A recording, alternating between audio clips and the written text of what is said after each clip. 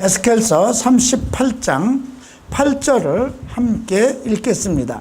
여러 날 후 곧 말년에 내가 명령을 받고 그 땅 곧 오래 황폐하였던 이스라엘 산에 이르리니 그 땅 백성은 칼을 벗어나서 여러 나라에서 모여 들어오며 이방에서 나와 다 평안히 거주하는 중이라.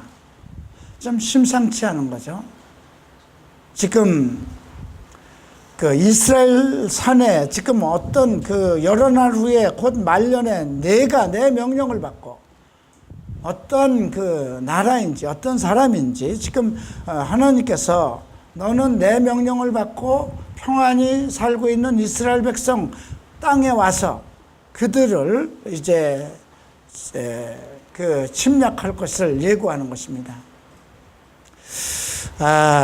이런 예언을 우리가 살펴보면서 이걸 어떻게 해석해야 될 것인가, 이런 것에 상당히 이제 관심을 많이 갖게 되는데요.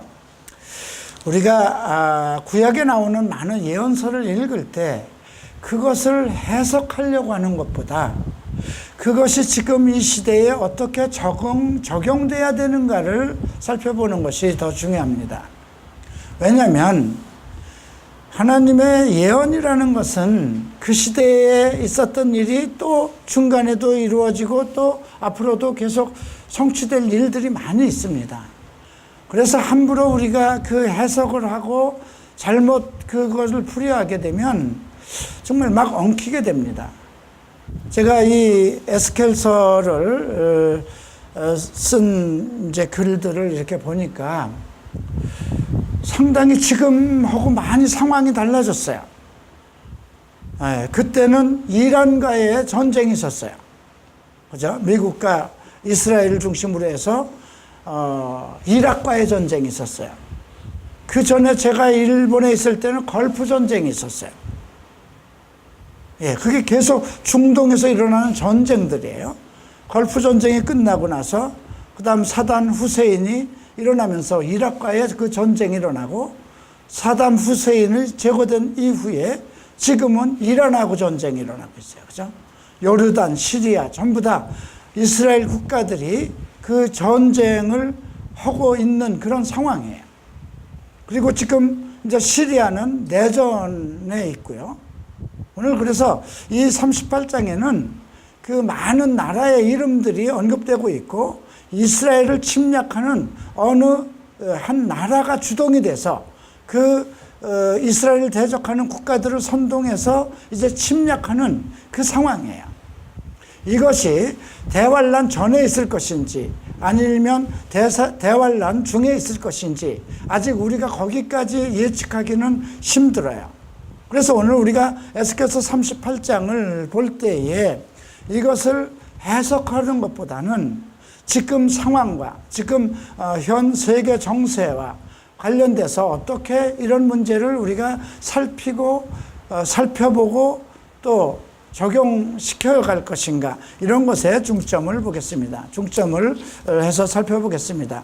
먼저 에스겔서에서 우리가 나중에 이제 또 여러분들이 배울 기회가 있으면 에스겔서를 전체적으로 다 살펴보겠지만 에스겔서 25장부터 32장까지는 이스라엘과 역사적인 대적 관계를 가지고 있었던 많은 나라들에 대해서 언급하고 있습니다. 그들의 그 국가들을 전부 다 하나님께서 책망하고 그들에게 저주를 퍼붓는 그런 예언들이 32장까지 나오고 있습니다. 그리고 이제 그 33장부터 35장까지는 율법의 시대가 정리되고, 그러니까 구약의 시대가 정리되고 이제 새로운 복음의 시대, 교회의 시대가로 넘어가는 그런 내용들이 언급이 되어 있고요. 또 36장에서는 이스라엘의 회복이 언급되고 있습니다. 그래서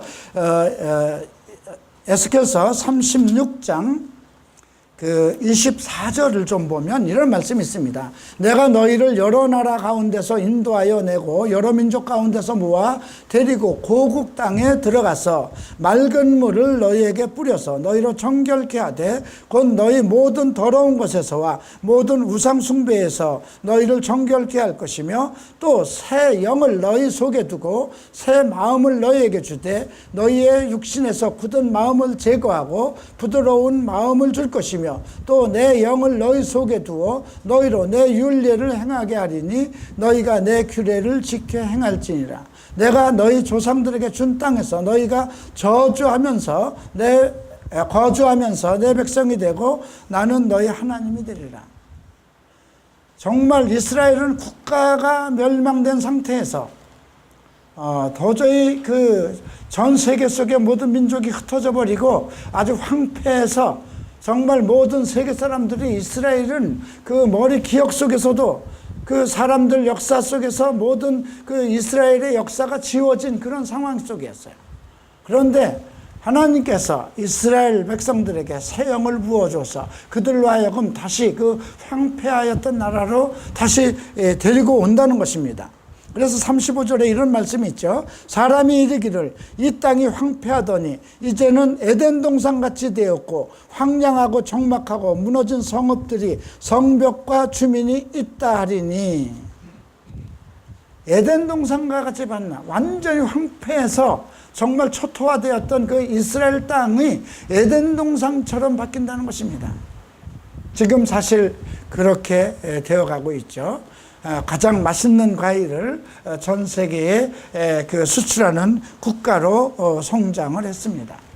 그래서 36장에서는 이스라엘에게 하나님께서 새로운 영을 부어서 그들을 다시 그들을 회복시키는, 영적인 회복을 시키는 내용들을 예언하고 있습니다.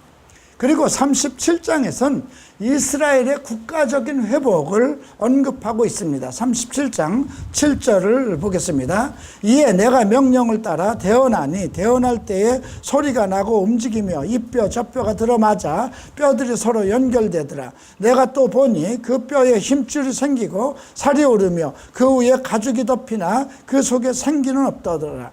또 내게 이르시되 인자야 너는 생기를 향하여 대언하라. 생기에게 대언하여 이르기를 주 여호와께서 이같이 말씀하시기를 생기야 사방에서부터 와서 이 죽음을 당한 자에게 붙어서 살아나게 하라 하셨다 하라.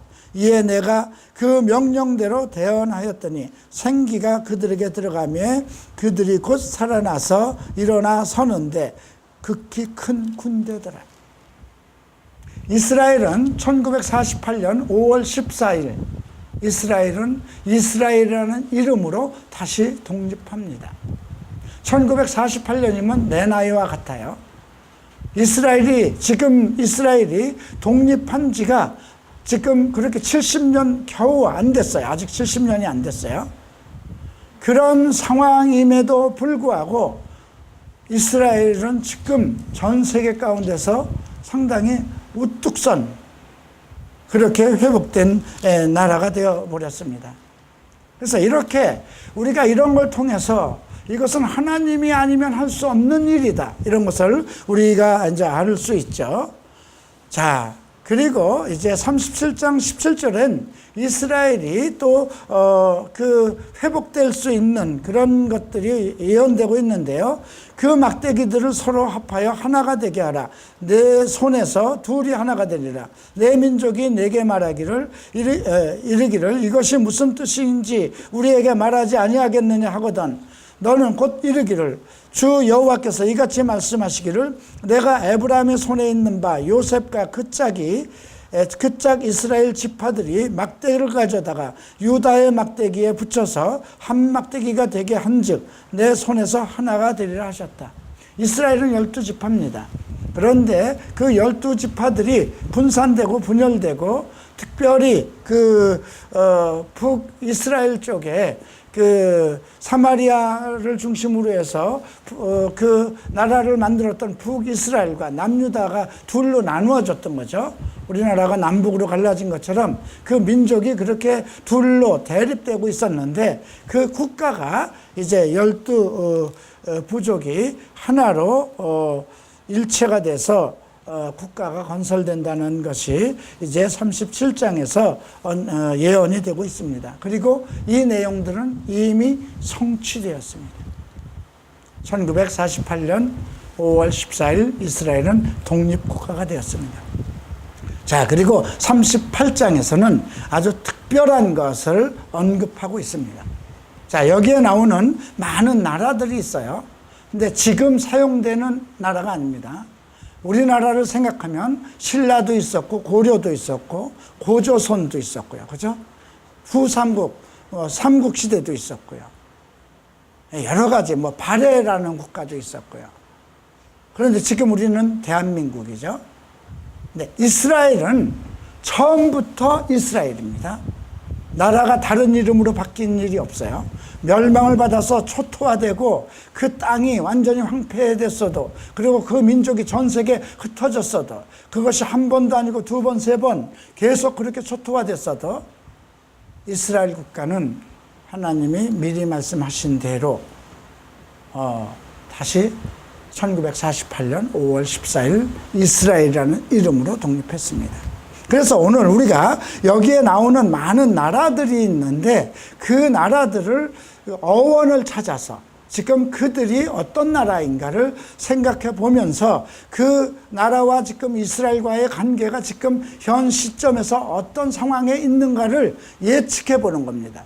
지금 현 상황을 우리가 살펴보는 것입니다. 그리고 더 나아가서 이 말씀이 언제쯤 이루어질 것인가를 또 예측해 보게 되는 것이죠.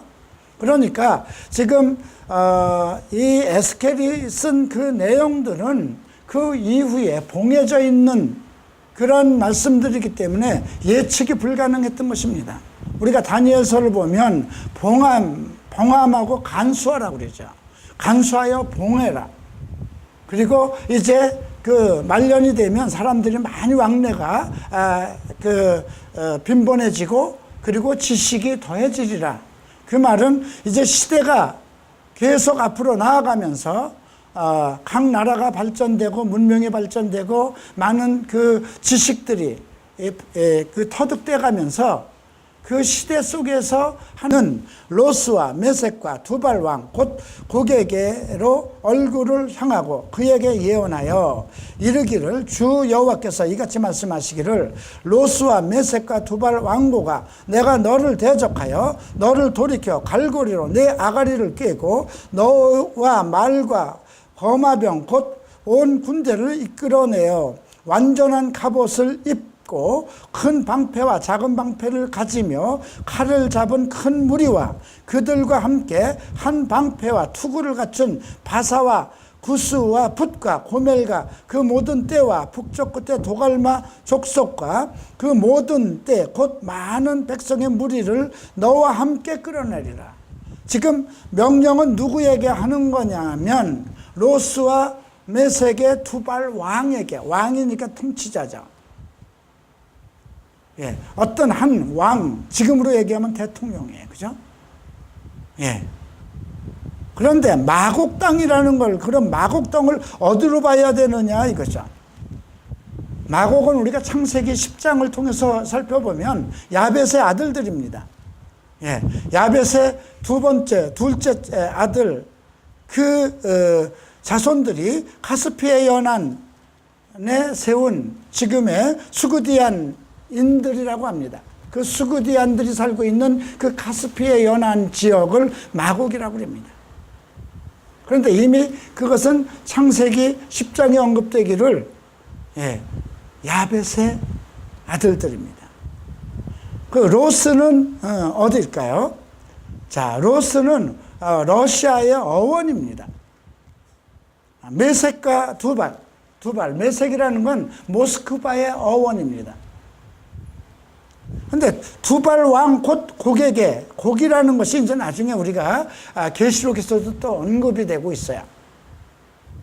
그러니까 지금 앞으로 적그리스도 이스라엘을 침략할 그 군대의 배경과 이런 것들을 어떻게 봐야 될 것인가, 어떻게 생각해 봐야 될 것인가, 우리가 조금 더 그 현세에 돌아가는 모든 상황과 국제 정세, 정치적인 상황, 이스라엘과 대립된 관계, 이런 것들을 보면서 지금 러시아를 중심으로 해서 그 북유럽, 구소련 그 지역의 동북, 그 구소련 지역이 어떤 상황에 있는가, 이런 것도 우리가 점검해 볼 필요가 있죠. 자, 로스와 메색 두발 왕 고가 내가 너를 대적하여, 하나님께서 그들을 대적해서 그들을 돌이켜서 갈고리로 네 아가리를 깬다는, 자, 아가리를 깬다는 것은 우리가 이렇게 생각할 수 있습니다. 그들이 도저히 배가 고파서 견딜 수가 없어서, 어쨌든 전쟁을 일으켜서 무엇인가를 가져야 되는데, 지금 우리가 상황을 보세요. 물론 구소련이 패망하고 이제 러시아가 됐죠. 그 전에 과거에는 그 소련이 소련 연합 세력이 정말 엄청 컸어요. 미국과 이렇게 대두돼서 오히려 달나라를 먼저 갈 수 있는 그런 능력을 가지고 있었던, 개발한 것이 소련이었죠. 그 정도로 군사라든가 우주전쟁에서 소련이 앞섰던 그런 국가였어요. 그런데 경제적으로 몰락을 했잖아요. 그죠? 경제적으로 몰락한 지가 그렇게 오래되지 않았어요. 제가 일본에 있을 때거든요. 제가 그러니까 40대 때라는 거죠. 그래서 경제적으로 몰락하고 그 구소련 체제가 붕괴되기 시작했어요. 그때만 해도 그들이 전부 다 사회주의, 공산주의로, 이념주의로 갔는데, 돈의 어떤 경제적인 그런 논리에 그냥 다 무너지고 말았어요. 왜냐하면 경제적으로 망하니까 백성들이 먹고 살아야 되는 문제거든요. 그런 상황이 돼버려서 이제 앞으로, 지금 우리가 지난주에 잠깐 살펴봤지만 그 시리아 내전이 지금 일어나고 있어요. 그런데 시리아 내전에, 시리아는 원래 그 이스라엘과 대적하고 있었고요. 요르단도 대적하고 있었고요. 뭐 이집트, 전부 다 그 중동 지역은 전부 다 이스라엘과 대적하던 국가예요. 이라크도 그렇고. 근데 걸프전 이후에 판도가 바뀌고, 또 이라크도 이제 거의 그 미국의 지배권 속에 이제 뭔가 자유 진영과 어떤 결속되고 있어요. 그죠? 사담 후세인이 죽은 이후에 이라크는 이미 과거의 그런 상황에서 벗어났어요. 근데 지금을 미국과 대접하고 있는 나라가 어디냐면 이란입니다. 시리아도 원래는 대적을 하고 있었고요. 리비아도 대적을 하고 있었어요. 근데 리비아도 카다피가 그 독재 정권에서 몰락하면서부터 이제 리비아도 이제 거의 초토화된 상황이고요. 시리아도 마찬가지입니다. 그리고 지금 끝으로 버티고 있는 나라가 이란입니다. 그런데 그래서 지금 이 글 내용 속에서 이집트도 안 나와요. 리비아와 이디오피아와 서남 쪽에 있어요. 바로 이집트는 가까운 지역에 있는데도 이집트는 언급되고 있지 않아요. 어떤 나라들이 언급되고 있냐면 이란과 그 다음에 리비아와 이디오피아, 이런 나라들이 언급이 되고 있어요. 그들이 묶여서 러시아와 한 팀이 돼서 이스라엘을 치는 그런 내용들이 여기에 기록되어 있다는 것입니다. 그래서 이제 우리가 4절을 보면, 너를 돌이켜 갈고리로 내 아가리를 꿰고 너의 말과 기마병 곧 온 군대를 끌어내되, 뭐 지금 말 타고 기마병은 아니겠죠. 대전차 부대겠죠. 완전한 갑옷을 입고 큰 방패와 작은 방패를 가지며 칼을 잡은 큰 무리와, 이 말을 우리가 어떻게 해석할 것인가? 완전한 갑옷이라는 건 뭐예요? 방어예요. 그죠? 전쟁을 하러, 싸움을 하러 가고 있는데 무기를 들고 나오는 것이 아니라 완전한 갑옷을 입고 큰 방패와 작은 방패를 가졌다는 건 뭐예요? 누구도 근접할 수 없는 핵무기로 무장되어 있다는 거예요. 지금 우리가 북한이 핵으로 무장하고 핵 보유국으로 인정받기를 원하는 건 무엇이에요? 아무도 건드리지 못하게 하는 거예요. 근데 지금 이 곡을 두바랑 곡을 중심으로 했다는 건 구소련 체제에서 러시아는 그 핵무기 제조 국가잖아요. 그죠? 그 그늘 아래 러시아의 핵우산 속에 있다는 겁니다. 이 국가들이. 예. 근데 그들이 전부 다 구소련 멸망과 함께 너무 국가가 지금 운영 체제가 경제적으로 살아갈 수가 없는 그런 상황 속에서, 근데 러시아가 이제 더 이상 모든 서방 국가가 미국 세력 서방 국가에 의해서 아프리카, 중동 지역이 완전히 독식을 하게 되잖아요. 미국을 중심으로 해서 유럽 연합이 모두 승리를 거두면서 뭐 이라크든 시리아든 요르단이든 뭐 이집트든 그 주변 국가들이 전부 다 서방 세력으로 가게 됩니다. 그렇게 되니까 그 산유 보유국의 모든 그것을 어떻게 그 모든 세계 경제를 이끌어가는 것이 중동인데, 그러니까 그 구소련 지역에선 살아갈 길이 없는 거예요. 최근에 보세요. 그 트럼프가 그 이란과 북한과 러시아를 패키지로 묶어서 이번에 그 제재하는 법안을 서명했어요. 그죠? 미국 상의원에서 그걸 통과시켰는데, 웬만하면 지금 상황이 트럼프는 그 러시아와 스캔들 사건이 있기 때문에 러시아와 적대 감정을 가지면 안 되는 그런 상황이에요. 그럼에도 불구하고 북한과 이란과 러시아를 같이 묶어서 패키지로 지금 그 제재를 가는 법안을 통과했어요. 그거는 무엇이냐면 러시아에서 전 세계로 유럽이나 그 중동 일대로 나아가는 모든 가스관, 그것을 봉쇄하겠다는 거예요. 그걸 차단하겠다는 것입니다. 지금 러시아가 살아갈 수 있는 것은 그 엄청난 그 매장량의 가스가 있어서 그걸 전 세계에 팔아서 먹고 살아가야 되는데, 그것을 전부 다 구입하는 나라가들이 어디냐면 북유럽 그 지역화, 구소련 지역화, 그 다음에 중동 지역이거든요.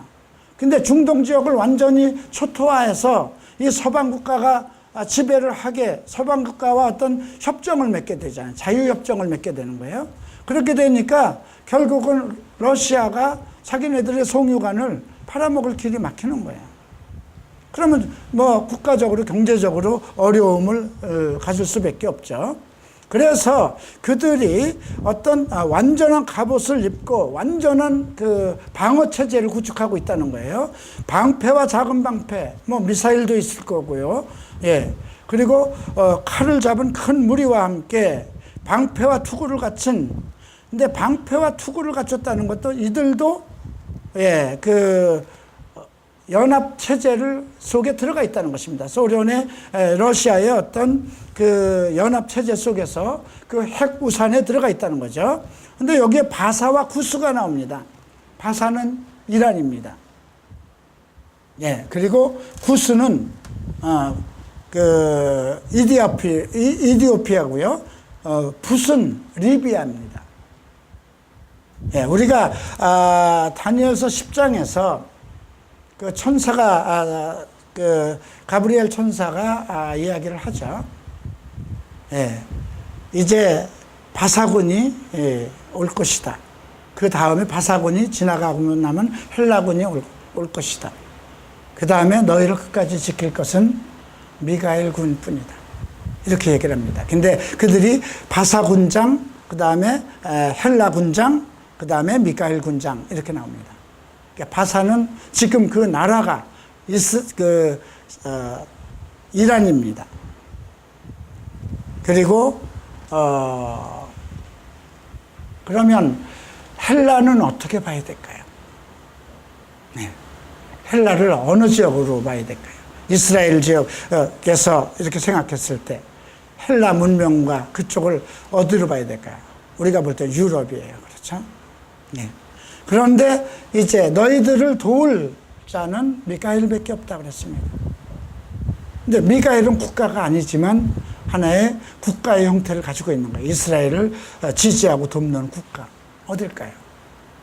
결국은 미국과 서방국가, 유럽밖에 없죠.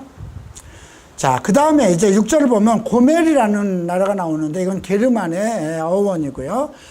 또 그 모든 때와 북쪽 끝에 도갈마는 터키, 또 파키스탄도 거기에 속한다고 합니다. 도갈마 족속과 그 모든 때 곧 많은 백성의 무리를 너와 함께 이끌어내리라. 그러니까 그 북동부에 있는 구소련 체제뿐이 아니라 이제 이란과 그다음에 그 이디오피아와 리비아와 또 그 터키 또 이런 그 동부 유럽까지 합쳐서 지금 이스라엘 백성, 이스라엘로 쳐들어오는 것입니다.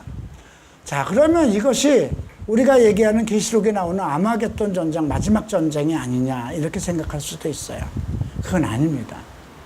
만약에 그 아마겟돈 전쟁이라고 한다면 전 세계적인 전쟁이 됩니다. 그래서 동북에서부터도 가요. 그죠? 그래서 중국이 참여합니다. 그런데 이것은 러시아가 선봉장이 되어서 그들과 함께한 모든 합세한 나라들이 어느 나라를 치는 거냐면 이스라엘을 치는 겁니다. 그렇기 때문에 우리가 그 아마겟돈 전쟁, 그 대환란 전쟁 이전에 또 어떠한 전쟁이 하나가 있을 것을 우리가 예측해야 된다는 것이죠. 그러면 이것이 언제 일어날 것인가 그것을 우리가 살펴보겠습니다. 7절 보죠. 너는 스스로 예비하되 너와 내게 모인 무리들이 다 스스로 예비하고 너는 그들의 우두머리가 될지니라. 이건 그 두발왕 곡을 가리키는 거죠. 결국 러시아를 얘기하는 것입니다. 스스로 예비한다는 건 자기 스스로 전쟁을 준비한다는 것입니다. 자, 그리고 8절에서 이제 전쟁이 일어나는 때를 언급하고 있습니다. 여러 날 후, 하루가 1000년 같다고 하니까 이건 언제 일어날지 모르겠지만 곧 말년에 내가 명령을 받고, 그러니까 하나님의 명령이죠. 곧 그 땅, 곧 오래 황폐했던 이스라엘 산에 이르리니 그 땅 백성이 칼에서 벗어나 여러 나라에서 모여 들어오며 이미 우리가 이거 36장, 37장에서 그 백성들이 고토로 몰려오고 지금 이스라엘이 회복된 것은 이미 이루어진 상황이죠. 그런데 이방에서 나와 다 평안히 거주하는 중이다. 근데 한 가지 우리가 생각할 것은 평안이라는 말을 어떻게 해석할 것인가? 지금 이스라엘이 평안한가요? 평안하지 않습니다. 계속 그 주변 국가들과 계속 연속적으로 싸우고 있습니다. 예. 그런데 아직은 그런 평안이 아니니까, 평안이 거하는 게 아니니까 지금은 아닐 거다 이렇게 생각할 수도 있어요. 그런데 이걸 히브리어로 번역을 했을 때는 자신감 있을 때, 지금 이스라엘은 어디와도 전쟁, 이란이든 이락이든 그 어떤 나라와도 전쟁해도 이길 수 있는 자신감을 가지고 있지 않나요? 그러니까 걸프 전쟁에서도 그렇고 그 다음에 이락과의 전쟁에서도 그렇고 여러 가지 요르단과의 문제도 있었고 그랬어도 매번 승리하지 않았을까요? 그런 자신감이 어디에서 올까요? 그들은 하나님의 택한 백성으로서 그들은 자기 이스라엘 백성이라는 특별한 그런 자신감을 가지고 있는 민족이 아닐까 싶습니다. 그래서 우리가 이 평안이 거하는 중이라는 것은 지금의 이 상황도 우리가 그런 상황이 아닌가 그렇게 생각해 볼 수 있다는 것입니다. 자, 내가 올라오되 너와 내 모든 때와 너와 함께한 많은 백성이 광풍같이 이르고 구름같이 땅을 덮으리라. 그러니까 지금같이 있었던 그런 전쟁과는 비교가 안 된다는 거예요. 지금까지는 이라크와 이렇게 국지전, 걸프 전쟁, 그 주변에 이렇게 곤란공원을 가지고 서로 이렇게 다투고 하는 그런 것이었지만 이제 러시아가 주동이 돼서 그 구소련 그 지역들과 북유럽들과 그 다음에 터키까지 합세해서 몽땅 그들이 온다면 지금 그런 상황을 우리가 생각해 봐야 돼요. 구름같이 땅을 덮으리라 했습니다.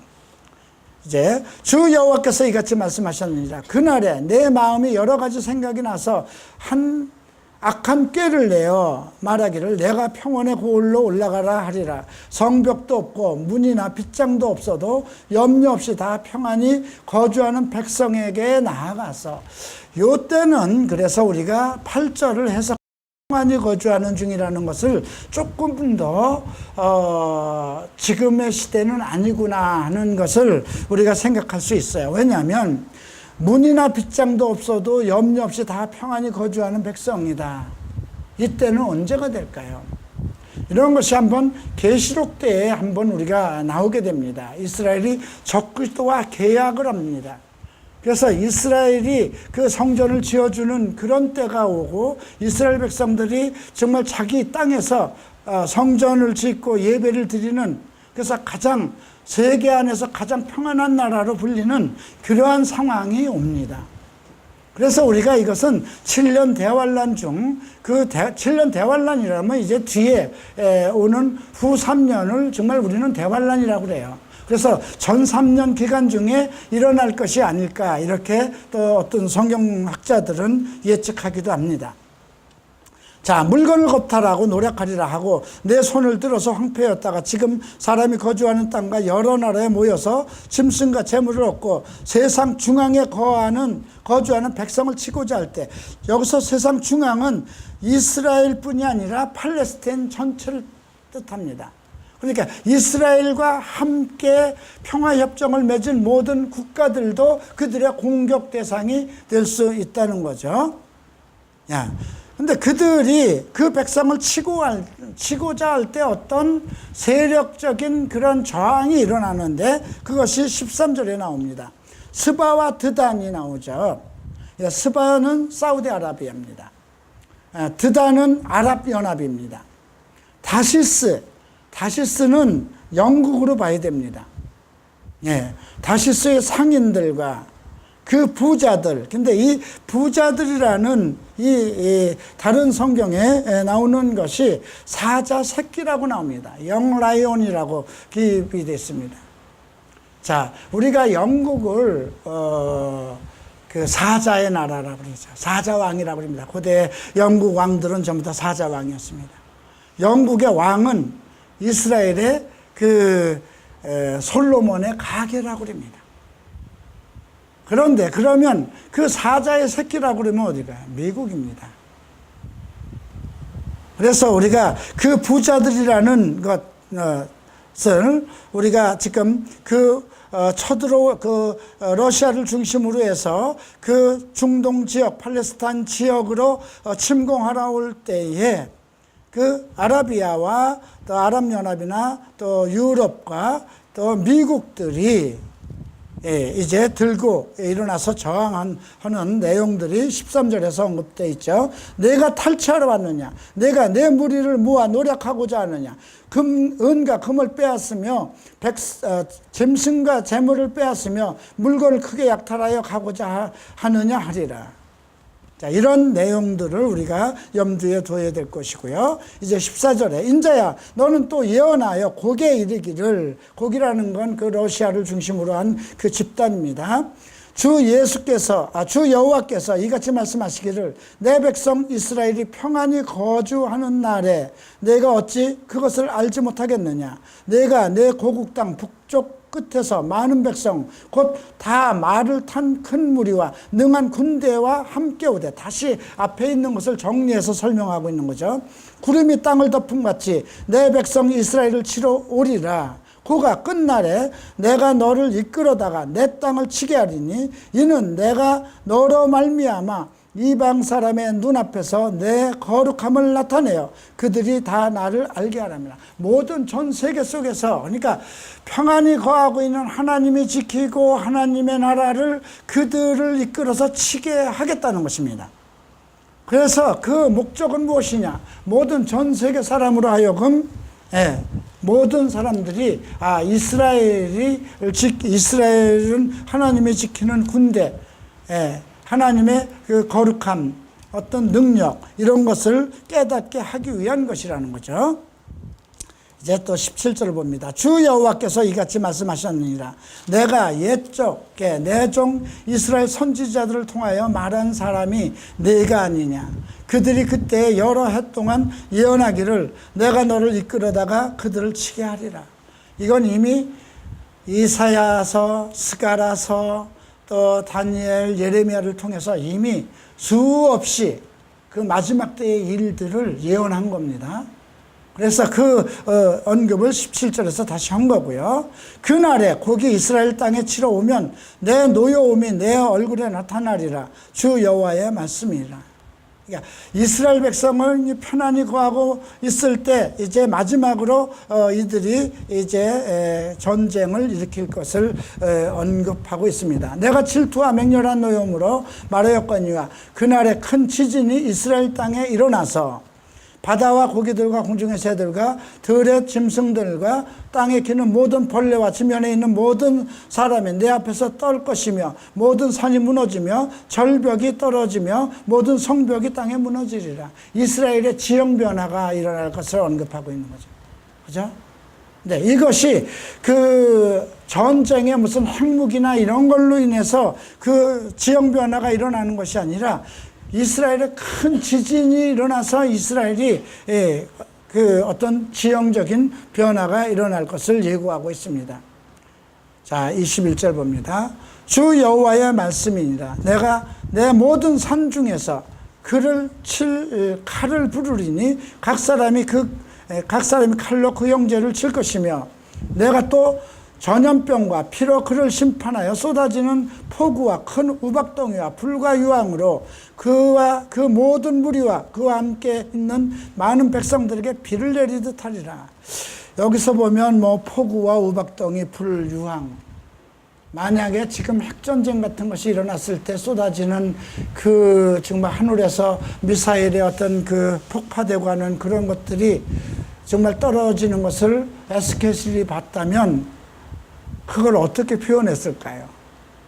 그래서 우리가 에스겔서 지금 38장 이런 내용들에 나오는 그런 것들은 하나의 우리에게 어떤 걸 전달하기 위한 하나의 기호 문자로 생각을 할 필요가 있습니다. 과연 우박은 무엇일까? 유황불은 무엇일까? 유황이 왜 하늘로부터 쏟아질까? 그죠? 이런 것들은 뭔가 그런 행성들이 하늘에 있는 별들이 전부 다 깨어져서 떨어지는 거 아닌가? 근데 그것이 아니라 전염병과 피로 심판하고 그리고 큰 우박과 우박덩이와 불과 유황으로 내려서 그 백성들에게 비를 내리듯 한다 그러니까 이거는 정말 감당할 수 없는 어떤 그러한 전쟁이 아닌가 싶습니다. 이같이 내가 여러 나라의 눈에 내 위대함과 내 거룩함을 나타내어 나를 알게 하리니 내가 여호와인 줄을 그들이 알리라. 지금 상황을 한번 우리가 중동 상황을 주의할 필요가 있습니다. 지금 러시아는 어떤 상황인가? 지금 러시아와 미국과는 계속 껄끄러운 관계를 가지고 있습니다. 그 껄끄러운 관계가 어디를 중심으로 일어나냐면 모두 이스라엘과 팔레스타인 그 중동을 중심으로 해서 일어나고 있다는 것입니다. 근데 그런 상황에서 이스라엘은 계속 어떤 상황 속에서도 역대에 정말 나라가 완전히 초토화되고 멸망이 된 상태에서도 하나님께서 그 민족을 모두 다 돌아오게 하고 이스라엘 땅을 정말 옥토가 되게 하고 그리고 이스라엘은 국가로 독립시키고 그리고 그들이 정말 자신감 있게 어떤 나라도 넘볼 수 없는 그런 상황에서 자신감 있게 살아가고 있다는 것입니다. 네. 그런 상황에서 지금 세계 정세는 급변하게 변하고 있고 지금 전부 다 어떤 패권주의로 가고 있잖아요. 그죠? 일본도 그렇고 미국도 그렇고 또 뭐 유럽도 정치적으로 좀 혼란을 일으키고 그래서 우리가 최종적으로 한번 생각할 것은 다니엘 10장에서 나왔던 말씀이에요. 다니엘 10장에서 너희를 도울 이제 그 전쟁이 일어날 것을 언급하면서 다니엘이 그 천사가 얘기한 것은 내가 돌아가서 반사 군주와 싸우고 내가 나간 후에는 헬라 군주가 이를 것이다. 그러나 오직 진리에 그래서 기록된 것을 내게 보이려니 나를 도와서 그들을 대항할 자는 너희의 군대 미가엘 뿐이다. 바사는 이슬람입니다. 예. 이란을 중심으로 하는 이슬람입니다. 예. 헬라라고 하면 유럽을 중심으로 해서, 그런데 그것이 야베 쪽 속으로 다 지칭한다면 러시아도 다 포함되어 있습니다. 근데 그들과 이스라엘 국가와의 계속되는 어떤 전쟁이 있어요. 근데 그들을 끝까지 너희를 지킬 군대는 미가엘 뿐이다. 우리가 이걸 통해서 앞으로 오는 모든 세계 전쟁은 하나님의 계시 안에서 일어나는 영적인 전쟁이구나, 이스라엘 국가를 중심으로 해서 일어나는 종말론이겠구나, 이런 것을 생각해 볼 수 있습니다. 오늘 그래서 우리가 38장에서 우리가 생각해야 될 것은, 지금 우리는 이런 시대를 앞에 보고 있는데 우리는 지금 계속 이 시대를 따라서 살아가고 있어요. 내 나이는 이미 70이 다 됐기 때문에 앞으로 어떤 일을 더 볼 수 있을까, 그런 상황이, 아마 내 나이에서는 뭐 여기까지는 가지 않지 않겠는가, 이런 걸 생각하게 돼요. 그럼 50대는 좀 어떨까요? 한 80까지 산다 그러면 30년을 내다봐야 돼요. 그러면 여러분 이 30대는 자, 그 상황을 어느 나이까지 살펴봐야 될까요? 80을 기준으로 해서 산다면 30대는 50년 후에 어떤 일이 일어날까? 지금 이 상황의 조짐이 이렇게 정말 급변하게 세계 정세가 돌아가고 있는데 그만큼 종말이 가까웠다는 거잖아요. 종말이 가까웠다는 건 두 개예요. 믿지 않는 자와 하나님을 대적하는 자들은 멸망한다는 것이고, 오직 거룩하고 의로운 백성은 구원을 받고 다음 세대로 간다는 것. 둘 중에 하나예요. 그죠? 내가 하나님의 나라의 영원한 생명을 누릴 수 있는 이 지옥 같고 험한 이 악한 세상에서 벗어나서, 정말 모든 그 육에서 벗어나서, 육체에서 벗어나서 오직 하나님의 나라, 영원한 세계에서 그 축복을 누릴 것이냐, 아니면 내가 세상 속에서 멸망을 받아서 치욕을 받을 것인가. 그래서 다니엘이 그 12장에서 언급한 말씀이 바로 그 이야기를 우리에게 전한 것입니다. 우리가 이제 그 많은 사람들을 지혜로 돌아오게 하는 그 사람은 하늘의 별처럼 그 빛날 것을 얘기하고, 어떤 사람은 수치를 당해서 영원히 부끄러움을 당할 자도 있고, 어떤 사람은 그 티끌 가운데서 깨어나서 영생을 받을 자도 있겠다는 것입니다. 이런 모든 예언의 말씀, 성경은 계시의 말씀이고 예언의 말씀입니다. 우리가 복음서를 보면 복음서에도 종말에 관한 예언이 나옵니다. 사도서에도 계속해서 종말에 대한 시대를 언급하고 있습니다. 그럼에도 불구하고 우리는 그런 것을 예측하지 않고 그냥 안일무사하게 어떻게 하면 내가 평안하고 즐겁게 살아갈 수 있는가, 이것만 생각한다는 것이죠. 그래서 오늘 우리가 이런 걸 통해서 앞으로 계시록을 배우는 목적은 무엇이냐면, 하나님의 거룩한 백성으로서, 내가 거룩한 나라의 한 백성으로서 그 축복에 참여해야 된다는 그런 각오와 믿음을 가져야 된다는 것입니다. 또 하나는 이제 그 축복을 나만 가지고 누릴 것이 아니라 내 이웃에게 전도해서 모든 나와 관련된 모든 이웃과 가족들과 친지들이 다 함께 영원한 세계에 들어갈 수 있는 그러한 믿음의 준비를 해야 된다는 것입니다.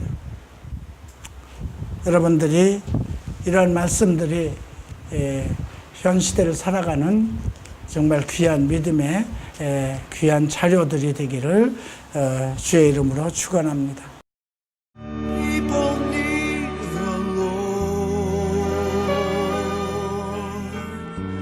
People